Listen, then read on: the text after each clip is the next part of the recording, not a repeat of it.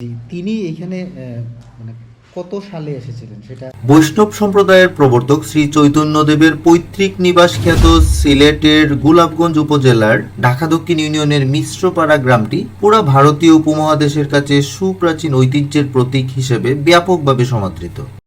আমাদের দেশের প্রত্নতাত্ত্বিক নিদর্শনগুলোর মধ্যে অন্যতম এবং সনাতন ধর্মাবলম্বীদের জন্য তীর্থস্থান শ্রী চৈতন্যের মন্দির নিয়ে আমাদের আজকের এই প্রমাণ্যচিত্রে আমরা সুপ্রাচীন এই মন্দিরটির ইতিহাস এবং ঐতিহ্য নিয়ে কথা বলার চেষ্টা করব। হিন্দু ধর্মাবলম্বীদের জন্য ভিডিওটি অনেক গুরুত্বপূর্ণ হতে চলেছে, কারণ পুরো ভিডিওটি মনোযোগ দিয়ে দেখলে আপনি অনেক গুরুত্বপূর্ণ তথ্য জানতে পারবেন। প্রিয় দর্শক, আপনার একটা সাবস্ক্রাইব আমার জন্য এক পাহাড় অনুপ্রেরণা, তাহলে দেরি কেন, please hit the subscribe button. বাংলাদেশের সুপ্রাচীন প্রত্নতাত্ত্বিক নিদর্শনগুলোর অন্যতম এই মন্দিরের স্থাপত্য শৈলী আশ্চর্য রকম সুন্দর। যদিও পুরনো মূল মন্দিরটির অনেক অংশ ভেঙে পড়েছে এবং মূল মন্দিরটি তালাবদ্ধ করে রাখা আছে। আমরা কন্টেন্ট তৈরির জন্য মন্দির কর্তৃপক্ষকে বুঝিয়ে বলার পরে আমাদেরকে ভিডিও ধারণের জন্য অনুমোদন দেওয়া হয়েছে, যা সর্বসাধারণ এবং সাধারণ পর্যটকদের জন্য অনুন্মুক্ত রাখা।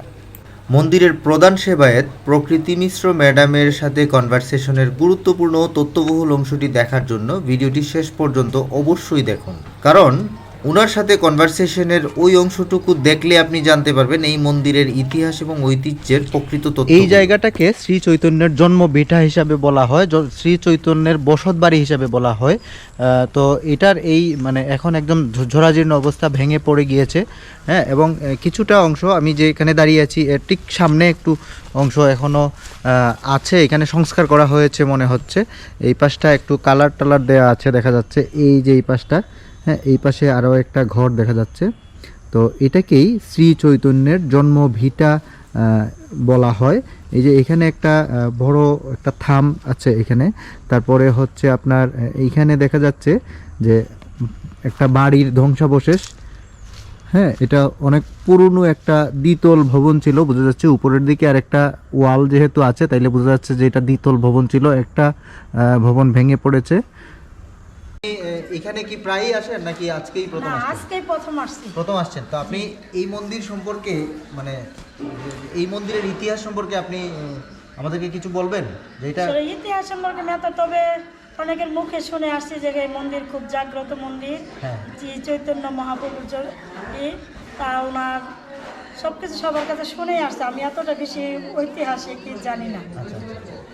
তো এখানে আসার পরে আপনাদের কেমন লাগতেছে? এখানে তো আরো এখানে অসংখ্য আসলে আসার দর্শনার্থী পরে- এবং ভক্তরা আসছেন। এখানে আসার পরে আসলে আমরা মন্দিরে প্রবেশ করার পরে দেবতার মানে প্রণাম করবার মন ভরে গেছে। আসলে এত আনন্দে মন ভরে গেছে যে বলার মতো না। শুনছি কিন্তু দেখি না, কিন্তু দেখে মন ভরে গেছে। আপনারা কে কে আসছেন? আমি, আমার হাজব্যান্ড আর আমার ছোট বাবু।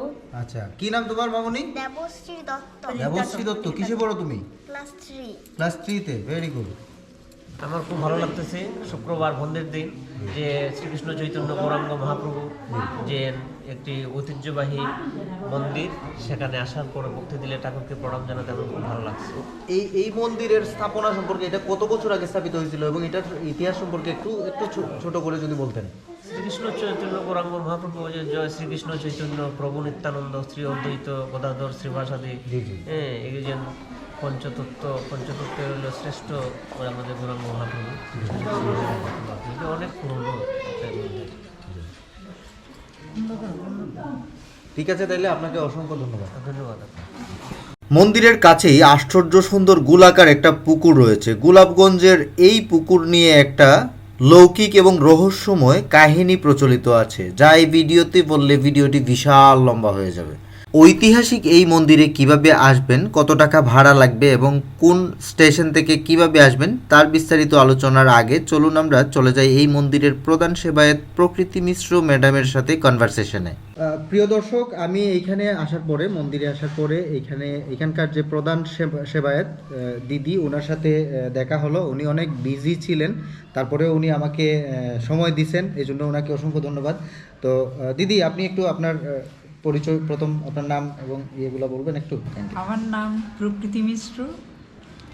আমি শ্রীকৃষ্ণ চৈতন্য মহাপ্রভুর চতুর্দশ বংশধর শ্রী রাধা বিনোদ মিশ্রজির ওয়াইফ।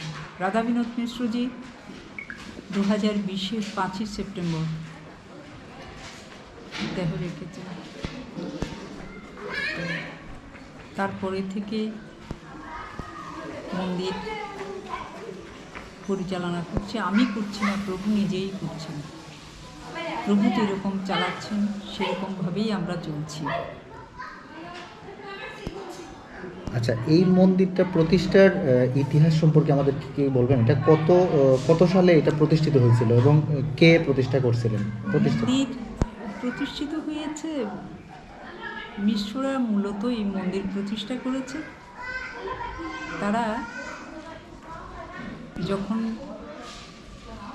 উপেন্দ্র মিশ্রের 7 জন ছেলেদের মধ্যে কংসারী, পরমানন্দ, জগন্নাথ, পদ্মনাভ, ত্রিলোচন, জনার্দন। তো এখন কংসারী মিশ্রের একজন ছেলে প্রদ্যুম্ন মিশ্র, পরমানন্দ মিশ্র আর জগন্নাথ মিশ্র। পরমানন্দ মিশ্র ধারার আমরা, আর জগন্নাথ মিশ্র উনি পড়াশোনার জন্য নবদ্বীপ গিয়েছিলেন। ওনার 2 ছেলে ছিল, বিশ্বরূপ বড় ছেলে, বিশ্বম্বর ছোট ছেলে, অর্থাৎ ওনার 2 ছেলে। বিশ্বরূপ ঈশ্বরকে খোঁজার জন্য সংসার ত্যাগ করলেন, বিশ্বম্বরও তাই, তিনিও সংসার ত্যাগ করলেন তাকে খোঁজার জন্য। কাকে খুঁজবে? যার লাগি রাজপুত্র পড়িয়াছে ছিন্ন কন্থা বিষয়ে বিরাগী পথের ভিক্ষ। রাজপুত্র সংসার ত্যাগ করে চলে গেছে, তার জন্য তাকে খুঁজতে চললাম। বিশ্বরূপও চলে গেল তাকে খুঁজতে, বিশ্বম্বরও চলে গেলেন। বিশ্বম্বর সন্ন্যাস নিলেন, তার নাম হলো শ্রীকৃষ্ণ চৈতন্য। মানে শুনেছি যে চৈত্র মাসের কোনো এক দিনে উনি এসেছিলেন এখানে। চৈত্র মাসে বাংলা হিসাবে কোনো এক রবিবার ছিল, কোনো এক রবিবার ছিল, যেই দিন তিনি এসেছিলেন ওই দিন রবিবার ছিল।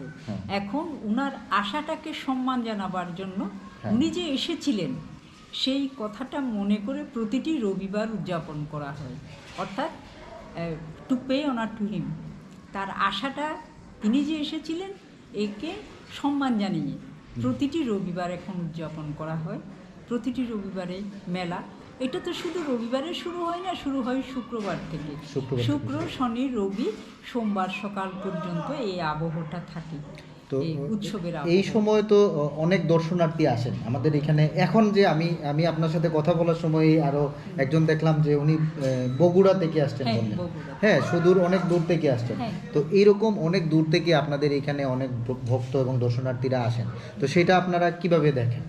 আমরা তখন তারা যদি আগে খবর দেয় তাহলে আমরা একটা প্রস্তুতি থাকে যে তারা বলে যে আমরা আসবো 30 জন 40 জন, এরকম তো একলা আসে না, বেশ কয়েকজন মিলে আসে, কমপক্ষে 10 জন 8-10 জন, একলা এত দূর থেকে আসে না।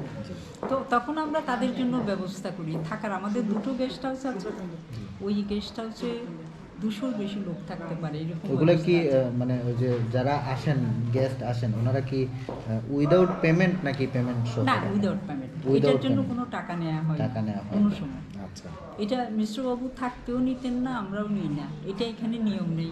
ওনারা আসবেন, থাকবেন, যতদিন ওনাদের ইচ্ছা থাকবেন। প্রসাদের ব্যবস্থা অনেক সময় ওনারা নিজেরা করেন, অনেক সময় আমাদের করতে হয়। তারা বলে যে আমরা একটু প্রসাদ পেতে চাই এতজন, তো আমরা একটা প্রসাদের ব্যবস্থা করি। তো এই যে তারা আসেন, এসে তারা থাকেন, তারা প্রণাম প্রদক্ষিণ করেন মন্দিরে, ঈশ্বরের সান্নিধ্যে সময় কাটান, তারপর আবার তারা চলে যান। তো এটা সারা বছরও থাকে, আবার চৈত্র মাসে একটু বেশি হয়। হ্যাঁ, চৈত্র মাসে একটু বেশি হয়। চৈত্র মাসে এরা আসে প্রায়, আমরা শুক্র শনি রবি এই 3 দিন ধরি, আর সোমবার সকাল পর্যন্ত ধরে রাখি যে লোকজন থাকবে। দেখা যায় যে বুধবার থেকেই আসা শুরু হয়েছে, এইরকম। মানে এটা খুব একটা হিসাব করে করা যায় না আর কি। লোকজন আসেন, থাকেন। তিনি 1500 10 জানুয়ারিতে সন্ন্যাস, মাঘ মাসে সন্ন্যাস নিয়েছিলেন। জি, এটা মানে লৌকিক ইতিহাস থেকে এই বিষয়টা জানা যায়, বাট এটা তো অ্যাকচুয়ালি ওই সময়ের যেহেতু অনেক প্রাচীন, সেই সময়ের কোনো আমরা কোনো যে পেপার ওয়ার্ক কিংবা ওইরকম কোনো কিছু তখন পাওয়া তো পেপার এরকম ছিল না। ছিল না। এগুলো আমরা অনেকের লেখা থেকে পাই। যেমন যেদিন মহাপ্রভু বাড়িতে এসেছিলেন 1510-এর কোনো এক চৈত্র মাসের রবিবারে, তো ওই দিন বাড়িতে প্রদ্যুম্ন মিশ্র, কংসারী মিশ্রের একমাত্র ছেলে, উনি ছিলেন। উনি একটা বই লিখেছিলেন শ্রীকৃষ্ণ চৈতন্য উদয়াবলী, অর্থাৎ বাড়িতে শ্রীকৃষ্ণ চৈতন্যের উদয় হয়েছে। এখন ওই পদ্যের সংস্কৃতে পদ্যে লেখা এই বইয়ে উনি তখনকার কথা বলেছেন, যে ওনার ঠাকুমা বেঁচে ছিলেন, ওনার ঠাকুমা ঈশ্বরয়ং সমাগত, এটা দেখে ঈশ্বর এসেছেন দেখে উনি খুব খুশি হয়েছেন। তারপরে উনি ওনাকে বলছেন যে তুমি ঈশ্বর স্বয়ং এসেছ, তুমি আবার ওনাকেই বলছেন নপ্তারঙ্গে প্রদর্শ্য, আমার নাতিকে দেখাও। তো এইরকম, অর্থাৎ আবেগে আপ্লুত হয়ে গিয়েছিলেন তারা 1510-এর চৈত্র মাসে। মাঘ মাসে সন্ন্যাস নিলেন, ফাল্গুন 1 মাস গেল ডিসাইড করতে যে সন্ন্যাসী তো আত্মীয় স্বজনদের মধ্যে থাকতে পারবেন না, তাকে কোথাও থাকতে হবে। সেরকম উনি কোথায় থাকবেন, কোথায় থাকলে ওনার ভালো হয়, এই জন্য সবাই বলল যে ঠিক করলো জগন্নাথের আশ্রয়ে থাকো, অর্থাৎ পুরীতে জগন্নাথের বিশাল মন্দির, ওইখানে থাকো। তো পরে উনি জগন্নাথে চলে যাবেন, পুরীতে চলে যাবেন, যাওয়ার পথে বাড়িতে এসেছিলেন। আচ্ছা, এই মন্দিরে টোটাল মানে কতটা অনুষ্ঠান হয় বছরে, কতবার? এই মন্দিরে শ্রীকৃষ্ণ লীলা বিষয়ক যত অনুষ্ঠান আছে সব হয়, কোনোটা বড় কোনোটা ছোট, কিন্তু সবগুলো অনুষ্ঠান হয়। আর চৈত্র মাসে যেটা হয় এটা হচ্ছে শ্রীকৃষ্ণ চৈতন্য স্মরণে অনুষ্ঠান। চৈত্র মাসের অনুষ্ঠানটা অ্যাবসলিউটলি শ্রীকৃষ্ণ চৈতন্য এসেছিলেন, দোল থেকে শুরু হয়। এইবার ফাল্গুন মাসে 21শে ফাল্গুন বন্যী উৎসব হবে, 22শে ফাল্গুন দোল। শ্রীকৃষ্ণ চৈতন্য মহাপ্রভুর জন্ম হয়েছিল দোলের দিন, তো ওই দোল থেকে শুরু হয় উৎসব মূলত। এই দেখবেন প্রায় প্রতিদিনেই এই ধরনের লোক সমাগম আছে, রান্না হচ্ছে উপরে, ওইখানে প্রসাদের ব্যবস্থা হচ্ছে, খাচ্ছে সবাই। আচ্ছা, আরেকটা বিষয় হচ্ছে যে ওনাকে ভারতীয় উপমহাদেশের বৈষ্ণব সম্প্রদায়ের প্রতিষ্ঠাতা হিসাবেও বলা হয়। হ্যাঁ, এই বিষয়টা কি? বৈষ্ণব ধর্মের প্রতিষ্ঠাতা, বৈষ্ণব ধর্ম আগেও ছিল, ওনাকে এটা বলা হয় লোকমুখে বা মানে ইতিহাস ঘাটলে এটা বলা হয়, বাট এটা সংকীর্তনের পিতা উনি।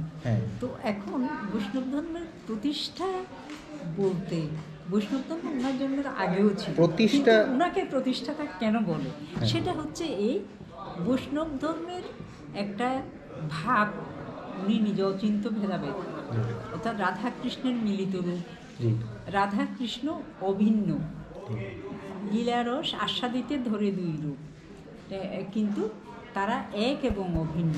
এই জন্য শ্রী চৈতন্য বাইরে অঙ্গকান্তি রাধার মতো, ভিতরটা কৃষ্ণের মতো, অর্থাৎ তিনি অন্তর কৃষ্ণ বহির্গৌর, বাইরেটা রাধা ভিতরেটা কৃষ্ণ। এই জন্য ওনার আরতি ছিল বিরহের আরতি। এই যে রাধা বাবু দুতিষু বলিতম নৌমি কৃষ্ণস্বরূপ, তুমি কৃষ্ণস্বরূপ কিন্তু তোমার ভাবটা রাধার মতো, এই যে এইটা উনি বৈষ্ণব ধর্মের এই দিকটা উনি প্রতিষ্ঠা করেছেন। আর উনি প্রতিষ্ঠা করেছেন নাম সংকীর্তন। এই যে এখন এই যে হরে কৃষ্ণ কীর্তন করে দিনের পর দিন, 2 দিন 3 দিন 4 দিন এসেছিলেন। এইখানে একজন এমপি এসেছিলেন, এই কমল। আচ্ছা দিদি, আপনি আমাদের দর্শকদেরকে কিছু বলবেন? এই যে আপনার এই ভিডিওটা ওনারা এই কন্টেন্টটা দেখলেন, হ্যাঁ, ওনাদেরকে কিছু বলবেন, এবং আপনাদের এখানে যদি কোনো সমস্যা থেকে থাকে সেটাও আপনি বলতে পারেন, হ্যাঁ, আমাদের মাধ্যমে যদি এটা সবার কাছে পৌঁছানো যায়। সমস্যাটা হচ্ছে আমাদের প্রভুর তো অনেক জায়গা ছিল, তো এগুলো দখল হয়ে গেছে। এটা নিয়ে মামলাও আছে, মামলা চলছে। তো আমরা চাই যে প্রভুর প্রপার্টিটা প্রভু ফিরে পান, প্রভু পান তার সম্পত্তি। হ্যাঁ, এটা তো অবশ্যই, যার যেটা যে হ্যাঁ, মালিক তার সে তো সম্পত্তিটা পাবে। তিনি ফিরে পান। তো এখন আরেকটা বিষয়, আপনি আমাদের দর্শকদেরকে কিছু বলবেন যারা এখানে দর্শনার্থী হ্যাঁ, আসেন? অবশ্যই। আপনারা দেখলেন প্রভুর বাড়ি, প্রভুর শ্রীমূর্তি। প্রভুর কৃপা হোক আপনাদের জন্য। আপনারা ভালো থাকুন, সবাই সুস্থ থাকুন, সবাই আসুন প্রভুকে দেখার জন্য প্রভুর বাড়িতে। ঈশ্বরের বাড়ি, প্রভু ঈশ্বর স্বয়ং, তার বাড়ি, এটা সকলের। আসুন আপনারা দেখে যান প্রভুকে, প্রভুর বাড়িতে প্রভু কেমন আছেন। ধন্যবাদ। ধন্যবাদ আপনাকে, অসংখ্য ধন্যবাদ এত সুন্দর করে আমাদেরকে সময় দেওয়ার জন্য। আপনি অনেকেই অপেক্ষা করতেছেন আপনার সাথে দেখা করার জন্য, অনেকেই অনেকক্ষণ থেকে অপেক্ষা করে বসে আছেন। তো আপনাকে অসংখ্য ধন্যবাদ। না, আপনাদেরও ধন্যবাদ, আপনারাও আবার আসবেন। সিলেট নগরীর হুমায়ুন চত্বর থেকে গোলাপগঞ্জ রোডে এগিয়ে এলেই 4 স্ট্রোক এবং বাস স্ট্যান্ড পাবেন। এর যে কোনোটায় ওঠে সোজা চলে আসতে পারবেন গোলাপগঞ্জ। সেখান থেকে মাত্র 15 টাকায় সরাসরি চলে আসতে পারবেন শ্রী চৈতন্য মন্দিরে। 4 স্ট্রোকে এলে সিলেট শহর থেকে সব মিলিয়ে খরচ পড়বে আপনার 45 টাকা। সিএনজি না বাসে? সিএনজি গোলাপগঞ্জ গোলাপগঞ্জ 30, আর গোলাপগঞ্জ তো কি সিএনজি দিয়ে আবার কত? 15। মানে তাইলে 45 টাকা।